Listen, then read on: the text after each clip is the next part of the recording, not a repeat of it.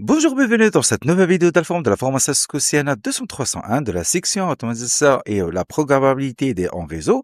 Dans cette vidéo, on va explorer les limites des réseaux traditionnels. Quand on dit les limites des réseaux traditionnels, ça veut dire que ce qu'on a vécu au cours des 30 dernières années avec le réseau traditionnel, ce n'est pas mauvais, mais cependant, de nos jours, il existe des défis commerciaux. De même, il apparaissent d'autres technologies qui nécessitent des solutions différentes. Alors pour cela, on va examiner notre limitation de réseau traditionnel. Alors, nous avons un data center, d'accord, comme vous pouvez le voir, une infrastructure réseau d'un data center d'une entreprise. Et là, vous voyez en bas, juste là, nous avons un serveur VMware ESXi avec un certain nombre de machines virtuelles. Ce serveur est connecté à certains commutateurs dans la couche d'accès et d'agrégation. Et nous voyons également deux pare-feux, d'accord, ASA, qui protègent notre serveur et nos deux routeurs par l'accès au réseau extérieur. Là aussi, on a un autre routeur qui, bien sûr, avec des périphériques hautes, qui relie avec notre réseau externe. Oh, c'est le réseau Internet. Alors, supposons que cette société ait un besoin commercial pour une nouvelle application qui nécessite une installation de 4 nouvelles machines virtuelles sur ce serveur de VMware. Et pour des raisons de sécurité, chaque machine virtuelle doit se trouver dans un VLAN différent. Aussi bien un utilisateur qui utilise, bien sûr, un PC, par exemple, nous avons un H1, d'accord?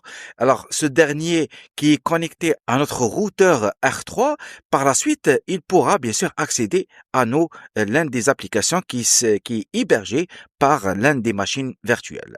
Alors, considérant que ces choses devront configurer sur notre réseau, et pour cela, on devrait bien sûr tout d'abord créer les VLAN qui doivent être créés tous sur les commutateurs. De même, nous devrons configurer un pont racine pour les nouveaux VLAN. Nous devons aussi attribuer 4 nouveaux ce réseau, un pour chaque VLAN. Et nous devons aussi créer de nouvelles sous-interfaces avec des adresses IP sur les commutateurs.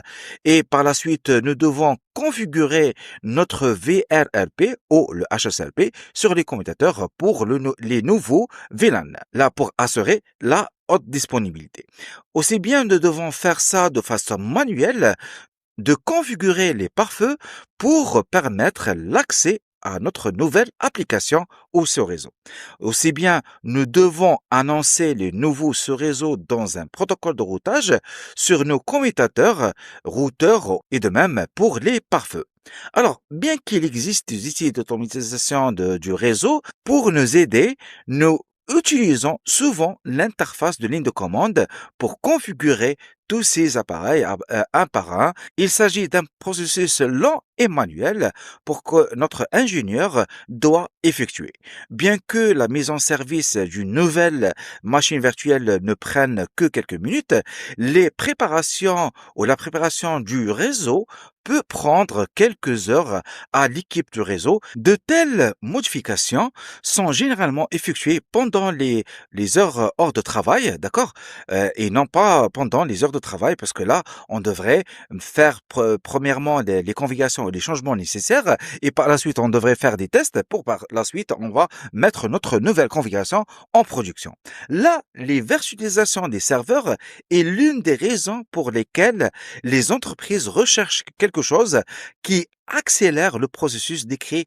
Et avant de la virtualisation, nous avions l'habitude d'avoir un serveur physique avec un seul système d'exploitation. Mais par contre, de nos jours, nous disposons de plusieurs serveurs physiques avec des centaines de machines virtuelles. Alors, ces machines virtuelles sont capables de passer automatiquement d'un serveur physique à un autre.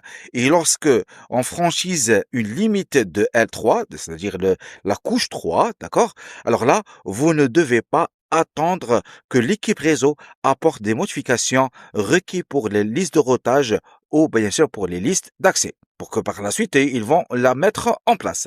Cela devrait être automatique, c'est la tendance de nos jours, et que tout devrait être virtuel. Il n'est pas étrange de voir que cela arrive également au réseau, d'accord, de grandes entreprises comme Cisco qui, auparavant, ils ne vendent que du matériel physique, mais là, ils nous proposent désormais également des solutions telles que des routeurs virtuels, des pare-feux et des contrôleurs de réseau sans fil et bien sûr plus.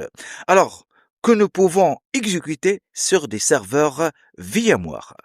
Alors tout ça, vous voyez que on pourra franchir cette limite en bien sûr mettre notre infrastructure sur une virtualisation et par la suite on va accélérer le processus de production et comme ça bien sûr tout en assurant la haute disponibilité, bien sûr les performances qu'on le souhaite mettre en place par rapport aux services qu'on le propose. Voilà ce qu'on peut avoir comme limitation. Si on peut résumer tout ça, c'est-à-dire que nous avons des équipements physiques à chaque fois qu'on devrait rajouter dans notre infrastructure et l'installation des câbles et tout ça, mais par contre avec la virtualisation et avec l'automatisation de notre réseau, on pourra accélérer ce genre de processus. Voilà ce qu'on peut avoir avec cette vidéo. Merci pour votre attention et on se retrouve pour la prochaine vidéo tout en décrivant notre SDN.